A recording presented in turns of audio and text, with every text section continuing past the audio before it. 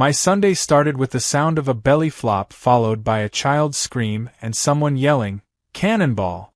I shot up from my recliner thinking someone had broken into the backyard. I bolted out the sliding door still in pajama pants, and what I saw froze me. 10, maybe 12 people were splashing around in my pool like it was a hotel resort. Karen, the nosy, entitled neighbor I'd already had 3 prior run-ins with, was lounging on one of my private patio chairs, sunglasses on, her hand in a family-sized bag of my chips she had apparently helped herself to from my outdoor fridge. A greasy teenager was jumping off the edge into the shallow end, while toddlers ran with wet feet across my freshly sealed concrete. The grill was open, and some random uncle in cargo shorts, was cooking sausages over flames like he owned the place. I hadn't invited a single soul. And as the chaos unfolded in front of me, I just blinked, processing what looked more like a beach party in a beer commercial than my own backyard. This wasn't just a pool party. This was an invasion. And Karen? She didn't even flinch. She turned to me, lifted her sunglasses, and said with a completely straight face, "Oh hey. We figured since you weren't using it, we'd take a dip. Hope that's cool." Hope that's cool? I was standing barefoot, completely speechless, staring at a woman who brought an army into my property like it was public space. I looked at the wet footprints all over the tile, the overturned deck chairs, the snack wrappers already littering the grass, and suddenly something inside me just clicked. Because this wasn't a one-time fluke. Karen had a pattern. She once parked her SUV blocking my driveway and told me to just use the other side. She had her dog poop on my lawn for a month straight until I installed a camera. But this took the cake. She hadn't just crossed a line, she cannonballed over it. I took a breath and calmly said, "Karen, this is private property." She rolled her eyes. "Oh please, don't be such a gatekeeper. The kids just needed to cool off." I looked over and saw 2 of those kids, emptying juice boxes into my pool filter and laughing. One of the older relatives, some guy with Bluetooth earbuds and a tank top that said "Sun's out, guns out," was sitting on the diving board, texting, completely unbothered. "Also," she added casually, "you never said we couldn't come over." I nearly laughed. Because I never imagined I'd need to put up a "No unauthorized pool parties" sign, Karen. She stood up, wiped Dorito dust on my patio cushion, and started pacing like she was the one being wronged. "I mean, we're neighbors, Sam. We should be able to use the amenities of the community. Sharing is caring. Besides, I pay HOA fees too." That was when I realized she genuinely didn't see anything wrong with what she had done. To her, the idea of boundaries was an inconvenience. The concept of asking permission was optional. She acted like because we lived in the same zip code, my backyard was a public park. And I'll be honest, I almost threw them all out right then and there. But something told me to pause. Because the thing Karen didn't know, and what would soon flip this story entirely, was that I wasn't just the homeowner. I was the developer who built this gated community. The systems, the software, the access points, everything from the smart gate to the back-end code controlling the neighborhood infrastructure, I had designed or approved myself. I still had administrative access to override and manage security. And suddenly, watching Karen splash into my pool like a victorious Viking, a better plan began forming. Instead of yelling, I said, "Karen, enjoy yourselves. I'll be inside." Her smug smile told me she thought she'd won. I went back in, grabbed my phone, and checked the smart home app. My cameras were recording everything. Footage of her pulling open the gate without permission. Her niece forcing the fridge open. One of her kids dragging my speaker system by its cord. All time-stamped and crystal clear. I sent a backup of the clips to my cloud folder, and then I pulled up the security software for the gated pool access system. One little tweak to the back-end code, a setting change from keypad access to biometric only, and a saved update that would go live by Friday. She'd never even see it coming. The rest of the afternoon was oddly satisfying. I watched as her uncle used my floaties as a beer cooler, and a cousin tried to chase my cat off the roof with a pool noodle. At one point, Karen yelled at me through the glass door asking if I had more pool towels.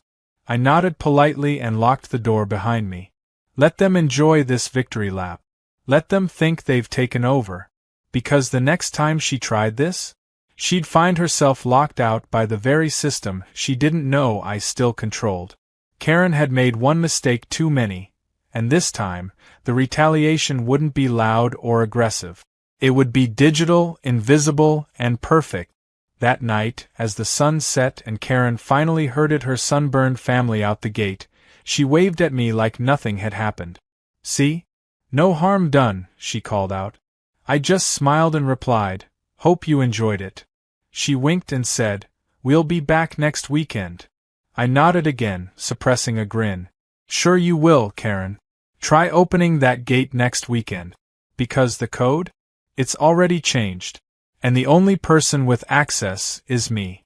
By Monday morning, the memory of Karen's aquatic invasion was still boiling in my mind like a hot kettle. I walked into the HOA office, not in anger but with a purpose. I wasn't just going to complain. I was going to document, prove, and eliminate every ounce of plausible deniability Karen might try to hide behind. The receptionist, a bored 20-something with oversized headphones and a cup of iced coffee, barely looked up as I signed in. But when I asked to speak to Jenna, the HOA president, she raised an eyebrow. I could tell from her expression I wasn't the first neighbor to come in with a Karen complaint, but I was probably the first to come with evidence meticulously labeled by timestamp, GPS logged, and ready to be forwarded to legal. Jenna greeted me in her usual efficient tone, clearly expecting a minor issue. That changed within 30 seconds of me showing her the footage. She watched Karen swipe open my side gate, march in with her extended family, and proceed to treat my property like a city pool. The part where Karen's nephew unzipped my outdoor storage and pulled out pool toys got a low whistle from Jenna. But it was the shot of Karen reaching into my outdoor fridge and handing out sodas that made her lean forward. "She didn't even ask?" Jenna asked, clearly stunned. I shook my head. She acted like she was entitled to it. Said the pool was basically a community asset. I have audio too. I played the part where Karen claimed, loudly and confidently, that since I wasn't using it, we figured we'd enjoy it. Jenna looked up from the screen and rubbed her temples. "She filed a complaint against you yesterday," she said flatly. That stopped me for a moment. "I'm sorry, what?" She opened a folder and slid it over. Karen had accused me of discrimination, of denying community members equal access to recreational amenities, and had even claimed I'd cursed at her children. She also alleged that I left the gate unlocked on purpose and had a reputation for being antisocial and territorial. I could barely believe what I was reading. I had the high-definition footage of her niece chasing my cat with a pool skimmer, and she had the nerve to call me a menace? Fortunately, Jenna wasn't buying it. "Between you and me," she said, "this isn't her first fabricated complaint. But she's loud and she files forms like she's on a mission.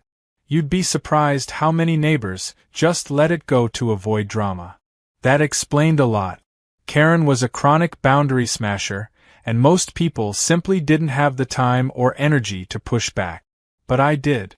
And I wasn't about to let her frame me in the process. That evening I made two decisions. First, I'd update the biometric security immediately instead of waiting until Friday. Second, I'd escalate things discreetly. I opened my system console and bypassed the community interface entirely, logging into the developer backend. The pool gate, the outdoor camera motion sensors, and even the old irrigation box Karen once complained made too much noise, were all on the same network I'd installed 5 years ago. I updated the access list, revoked all keypad codes, and linked the entrance to a new device, my fingerprint scanner. Only I, my wife, and our housekeeper had access now. For extra flair, I created a backup motion alert. If anyone stepped into the side yard while the system was armed, It would ping my phone and send an automatic 5-second clip to a private cloud folder. Not only that, it would play an automated message from my speaker system. This area is restricted to authorized residents. Step away. Polite, but just ominous enough to spook off another uninvited picnic. 2 days later, the test came quicker than expected. It was Wednesday afternoon. A little overcast, mid-70s, the kind of weather that screams, pool optional. I was working from home when my phone buzzed. Motion detected. Gate proximity alert. I glanced at the clip. Karen. Of course. Wearing oversized sunglasses and holding what looked like a bag of floaties. Her kids were with her again, carrying pool noodles and towels like they were marching into summer camp. I watched in real time as she reached for the keypad and punched in the same code she'd used last time. It blinked red. She tried again. Red again. She looked confused. Stepped back. Tried another sequence. Then she leaned forward and inspected the panel like it had betrayed her. After a few seconds of awkward silence, she pulled out her phone and made a call. I stepped outside quietly just in time to hear her on speaker with someone. I swear he changed the code just to spite me, she hissed. I'm going to call the HOA. This is exclusion. This is retaliation. He's violating community sharing regulations. I walked right up to the fence and waved. She saw me and immediately launched into a performance. Oh Sam. Hey. Looks like your gate isn't working properly. Her tone was sugary sweet, but I could hear the frustration bubbling underneath. Probably a glitch, she said, but the kids were really looking forward to swimming again. I kept my tone neutral. The system's been upgraded. It's fingerprint only now. She blinked. Excuse me. No more code access. Too many people coming through without permission. It's safer this way. Her lips tightened. You can't just lock people out of community amenities like that. I smiled. This is private property, Karen. The pool isn't community access. Never has been. And you knew that. You just chose to ignore it. She started to say something, but I gently cut her off.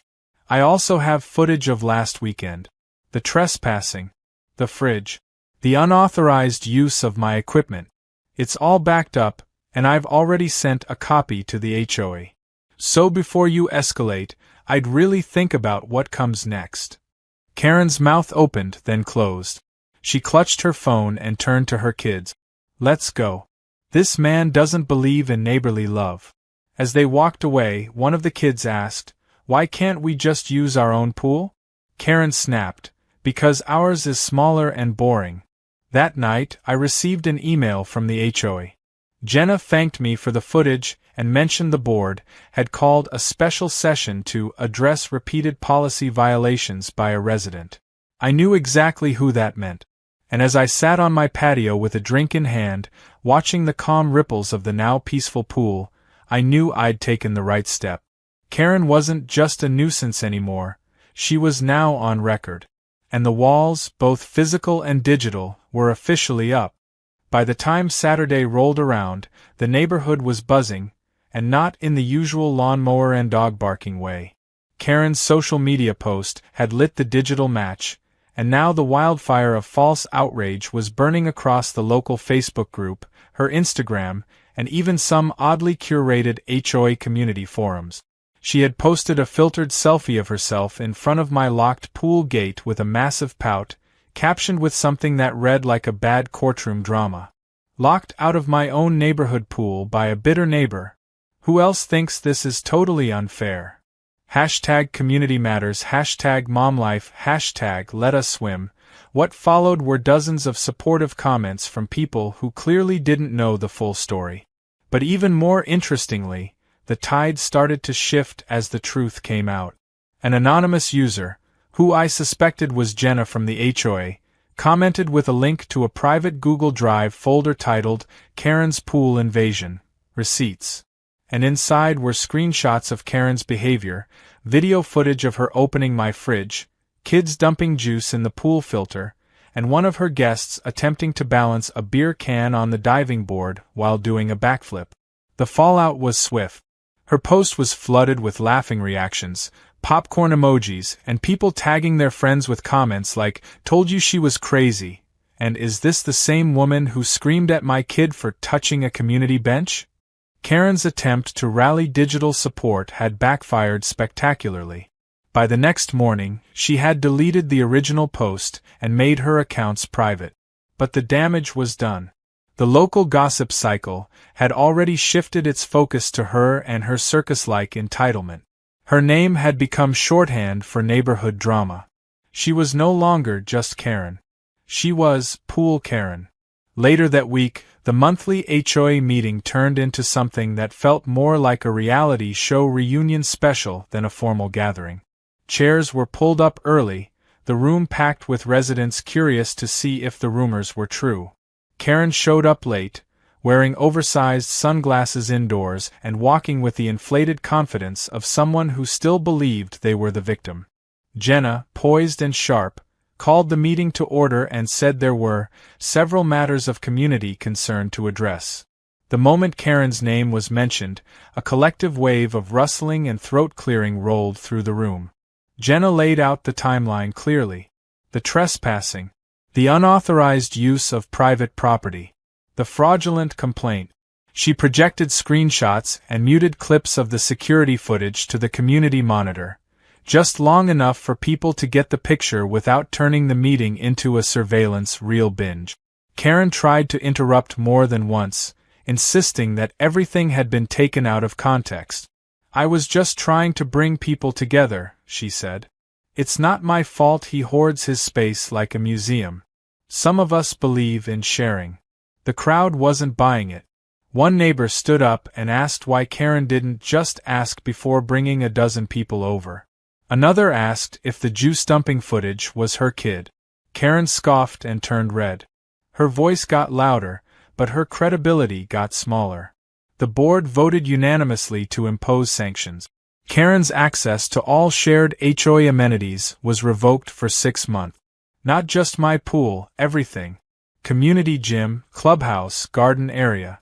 On top of that, she was fined for property damage from the filter incident and issued a formal written warning for making a false complaint. One more infraction, and she'd face a temporary suspension of her HOA membership privileges entirely. That part nearly made her choke. Karen stormed out before the meeting ended, muttering something about legal action and discrimination, but nobody followed her. Nobody clapped. Nobody looked sympathetic.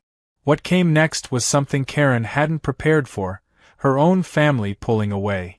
A few days later, I got a message through the HOA portal from someone named Lisa. Turned out, she was Karen's sister.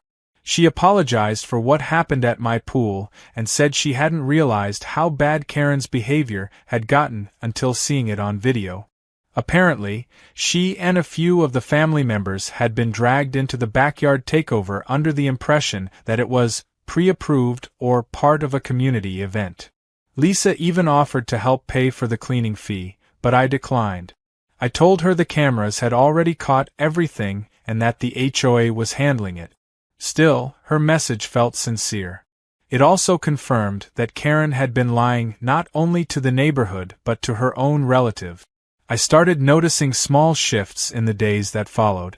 Karen's kids, usually loud and visible around the cul-de-sac, started walking home with their heads down. They weren't to blame for their mother's behavior, and it was sad to watch them become collateral damage. At one point, I saw the teenage son hesitating by my mailbox, probably wanting to apologize or explain, but he never did. I didn't push it. The whole situation had spiraled into something way beyond a simple pool party gone wrong. It had become a neighborhood case study in what happens when entitlement crashes into accountability. Then came the cherry on top. I got a call from the local news blog. The kind that covers lost cats, farmers markets, and homeowner spats that go viral. They wanted a statement. Apparently, the video clips had been reshared to a larger Reddit thread and picked up by an account that specialized in neighborhood nightmares. I declined to give an interview, but they still ran a story titled, "Gatekeeper Genius or HOA Hero? The Man Who Digitally Beat Back Karen." The thumbnail? A blurry shot of Karen mid-scream, cropped from the security footage with her mouth wide open and arms flailing. The comments section was a battlefield of opinions, but most people cheered for the quiet guy who used tech to set boundaries without ever throwing a punch. That weekend, for the first time in what felt like ages, my pool was peaceful. I invited over a few close friends and neighbors. Not a giant bash, just a relaxed evening with music, burgers, and people who actually asked before showing up. There were no tantrums, no stomping feet, no lectures about sharing. Just good conversation and the sound of water lapping gently against the tile. One neighbor leaned over and said, "You know, if Karen hadn't messed up so badly, half the people here wouldn't even have talked to each other.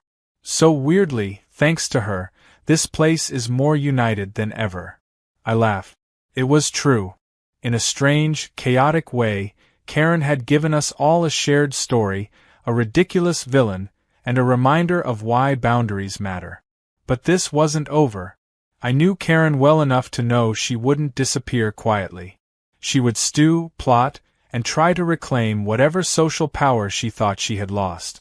What she didn't know was that my preparations had only just begun. Because when entitlement pushes too far, there's always someone ready to push back, and this time, the whole neighborhood was watching. It was almost predictable. Karen couldn't let things go.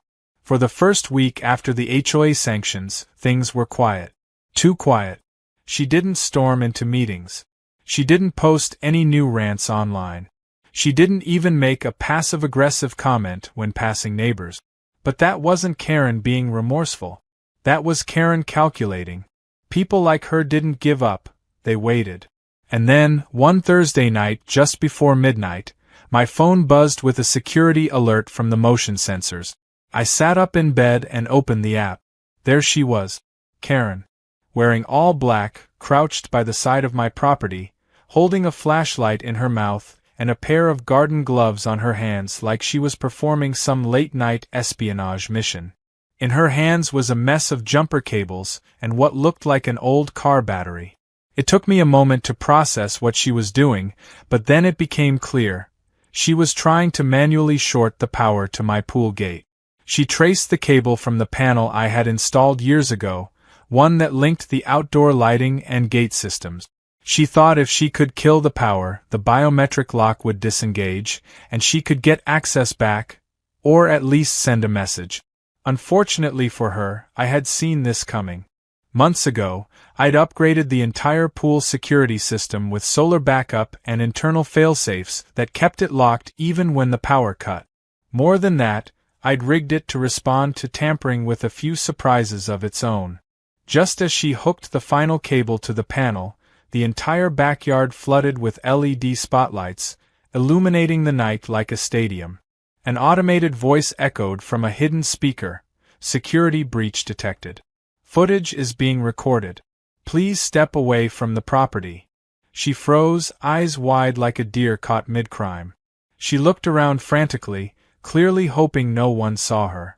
But every light in my house clicked on, and a second later, the cameras captured her bolting toward the sidewalk with the battery still in her hands. I watched her flee on the app in real time, her shadow dancing across the fence line. I didn't need to chase her. I didn't even need to say a word. The whole thing had been recorded, time-stamped, and uploaded directly to both my cloud storage and an HOA security drive I'd created just for situations like this. She had no idea just how deep my systems ran. The next morning, I sent the footage to Jenna, along with a brief summary. Within an hour, she responded. "Thank you, Sam. We'll be forwarding this to the local police as well. This is no longer just an HOA issue." By lunch, 2 officers were knocking on Karen's door.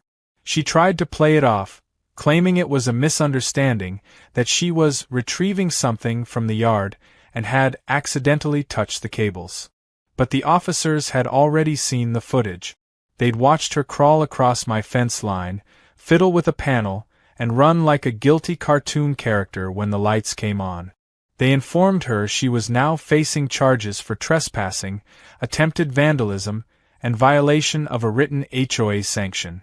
She didn't get arrested on the spot, but she was served with a formal citation and warned that any further action on her part would escalate quickly. For most people, that would have been the final straw. But Karen still had one trick left, one pathetic attempt to regain control of the narrative. A few days later, I noticed a delivery truck idling outside my house. It didn't drop off anything. Instead, a woman in a delivery uniform walked to the side gate and rattled the lock. She had a clipboard, looked confused, and finally left after peeking around awkwardly. Something didn't sit right. That night, while reviewing the security footage out of habit, I zoomed in on the woman's face. It was Karen in a cheap disguise. Baseball cap, oversized sunglasses, delivery vest that probably came from a thrift store, and a ponytail tucked under. She had tried to sneak onto my property dressed as a courier. It would have been funny if it weren't so bizarre. I compiled the footage and sent it to Jenna again, this time with the subject line Karen's Greatest Hits, Bonus Edition. Jenna didn't even reply with text, just a laughing emoji followed by, forwarding to Officer Green now. Within 2 days, Karen received another visit. This time, they made it clear that if she so much as set foot within 2 feet of my gate again, she'd be arrested. Period. No warnings, no citations, just cuffs. After that, the fallout came faster. Her reputation in the neighborhood had already been shredded, but now she was radioactive. Parents told their kids to stay away from her house. Neighborhood watch volunteers started steering clear. Even her former gossip buddy, Linda from across the street, stopped replying to her text. It wasn't just the sanctions or the videos. It was the cumulative weight of every outrageous thing she'd done, stacked one on top of the other until no one could deny the pattern. For her kids, the social damage was even worse. The older one, probably 15, got caught trying to sneak into a neighbor's garage to grab a bike pump, and the homeowners accused him of casing the place. The younger ones stopped riding bikes altogether. They just stayed indoors now, windows drawn. I actually started to feel a little bad for them. Not because they were innocent, though they probably were, but because their mom's ego had made them targets of ridicule and suspicion. The real Karen effect wasn't just chaos, it was collateral damage. Meanwhile, the neighborhood started healing.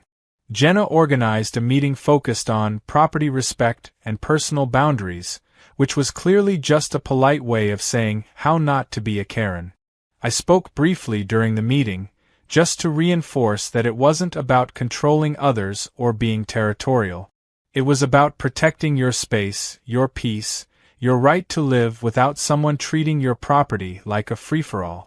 After the meeting, multiple neighbors approached me to thank me, not just for handling Karen, but for doing it without turning the neighborhood into a war zone. One of them even joked that I should teach a class on digital boundary defense.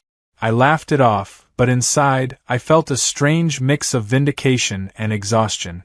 This whole ordeal had started with a simple assumption, that someone could help themselves to what wasn't theirs. And it had snowballed into a full-scale, almost absurd standoff involving police, disguises, and spotlight sirens. Karen stayed mostly quiet after that. No more tricks, no more posts, no more middle-of-the-night nonsense. She seemed to understand, finally, that this wasn't a fight she could win. Not because I was mean or cruel, but because I was relentless. I didn't fight with fists.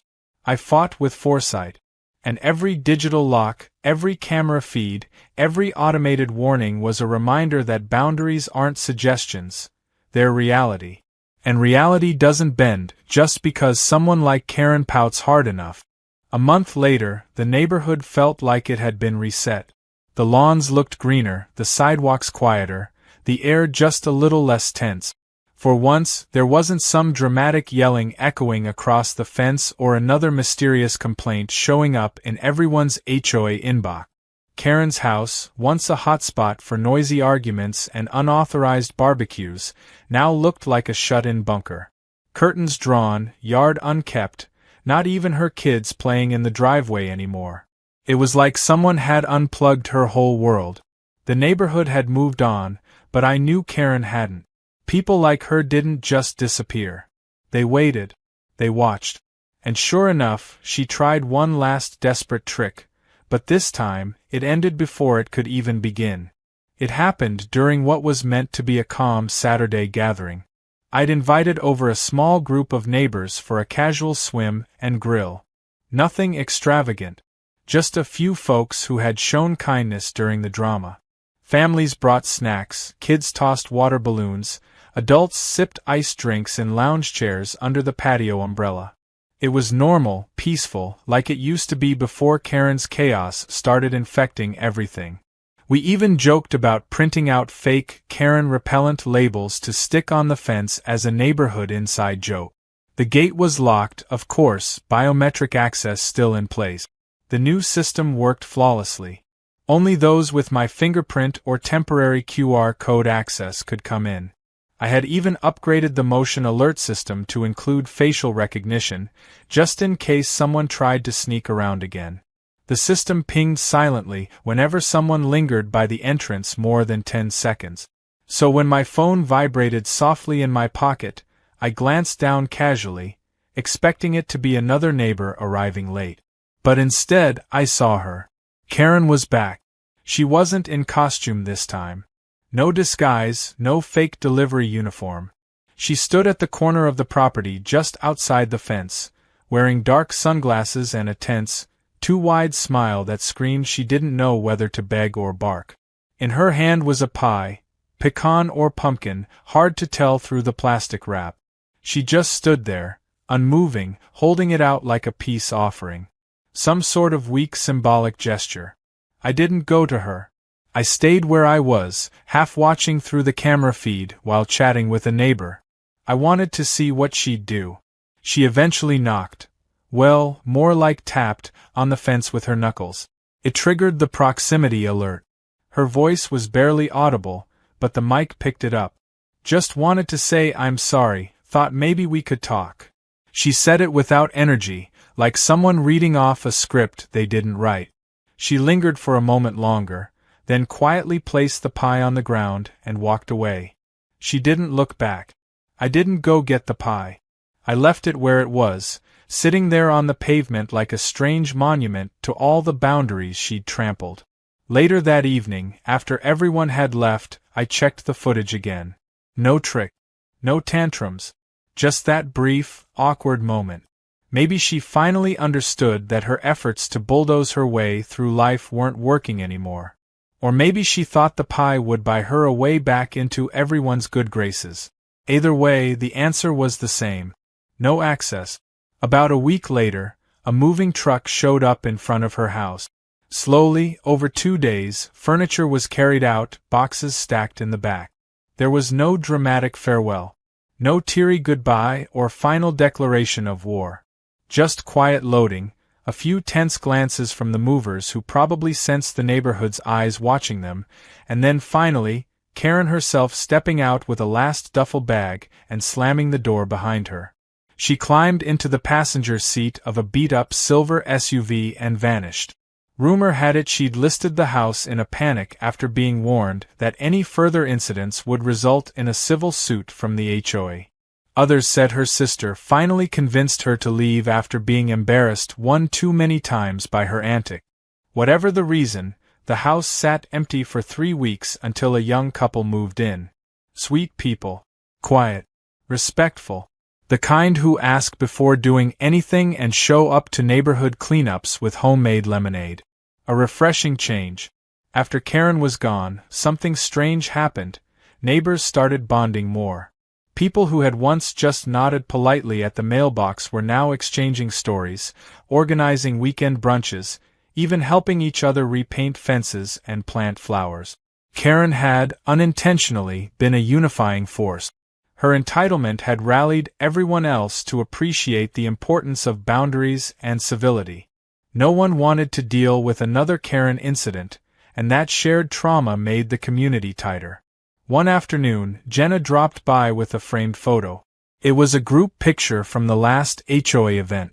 Everyone was smiling, standing near the clubhouse fountain, with a little sign in front that read, "Respect lives here." She handed it to me and said, "Figured you deserved to have this. You started the change, whether you meant to or not." I accepted it with a grin. The neighborhood hadn't just survived Karen, it had outgrown her. As for the pool, it returned to being a calm haven. The only splashes were joyful ones, the only visitors were invited, and the only music playing was from actual playlists and not someone's blaring Bluetooth speaker set to maximum volume. No more floaties being used as beer holders, no more unauthorized cookouts, no more shouting about shared spaces, while dumping chips on private lounge chairs. It was peaceful. Earned peace. Not the kind that comes naturally, but the kind you fight for with patience, planning, and a whole lot of camera angles. One final thing changed. Right by the pool gate, just above the new lock system, I mounted a small wooden plaque. I burned the words into it myself using an old wood-burning tool I hadn't touched in years. It read, "Entry earned through respect, not assumption." It was simple, clear, and for anyone who remembered the saga of Karen, impossible to misinterpret. The plaque stayed there long after the memories of her faded. And every time someone new asked about it, I'd smile and say, "It's just a reminder of a lesson we all learned the hard way."